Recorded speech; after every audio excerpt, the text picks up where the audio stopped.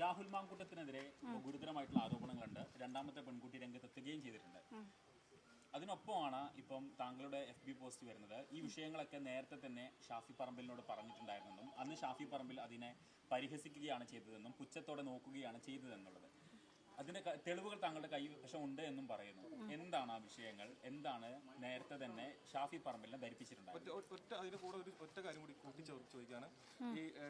ഈ രാഹുൽ മാങ്കൂട്ടം ഇത്തരത്തിൽ രാഹുൽ മാങ്കൂട്ടത്തിനെതിരെ പരാതികളൊക്കെ വരുന്നത് ഈ അടുത്ത കാലത്താണ്. അദ്ദേഹം ഈ പ്രസിഡന്റ് ആകുന്നത് കുറെ നാളുകൾക്ക് മുമ്പാണ്. അപ്പൊ അന്ന് ഇക്കാര്യങ്ങൾ അറിയാവുന്നത് കൊണ്ടായിരുന്നല്ലോ താങ്കൾ ഇക്കാര്യങ്ങൾ ഷാഫി പറമ്പിലിനോട് പറഞ്ഞിട്ടുണ്ടായിരുന്നത്. അപ്പൊ അതിലൊരു വ്യക്തത. ഞാൻ ഷാഫി പറമ്പിൽ എന്ന് പറയുന്ന അന്നത്തെ MLA യൂത്ത് കോൺഗ്രസിൻ്റെ പ്രസിഡന്റ് ആയിരിക്കുന്ന അദ്ദേഹത്തിൻ്റെ കമ്മിറ്റിയിലെ ലിറ്ററേച്ചർ സ്റ്റേറ്റ് ചെയർപേഴ്സൺ ആയിരുന്നു. ആ കമ്മിറ്റിയിൽ തന്നെ എനിക്ക് തോന്നുന്നു രാഹുൽ മാങ്കൂട്ടവും സ്റ്റേറ്റ് സെക്രട്ടറിയോ അങ്ങനെ എന്തോ ആയിട്ടുണ്ട്.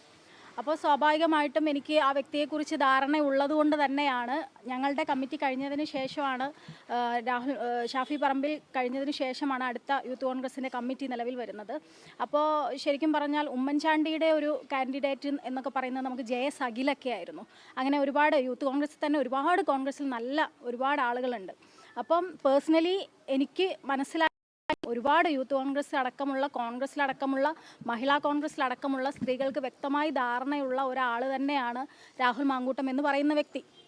അപ്പോൾ ആ വ്യക്തി പ്രസിഡൻ്റായി വരുന്നു എന്നും അതിനുള്ള ശ്രമം ഷാഫി പറമ്പിൽ MLA ഭാഗത്തുനിന്ന് ഉണ്ടാവുന്നു എന്ന് തോന്നിയപ്പോഴും ഞാൻ കൃത്യമായിട്ട് മെസ്സേജ് അയച്ചിട്ട് ഈ കാര്യം പറഞ്ഞിട്ടുണ്ട്. വ്യക്തിപരമായി എനിക്കും അനുഭവം ഉള്ളതുകൊണ്ട് തന്നെയാണ് ഞാൻ ആ മെസ്സേജ് അയച്ചിട്ട് ഷാഫി പറമ്പിൽ MLA അന്ന് ഞാൻ സംസാരിച്ചത്.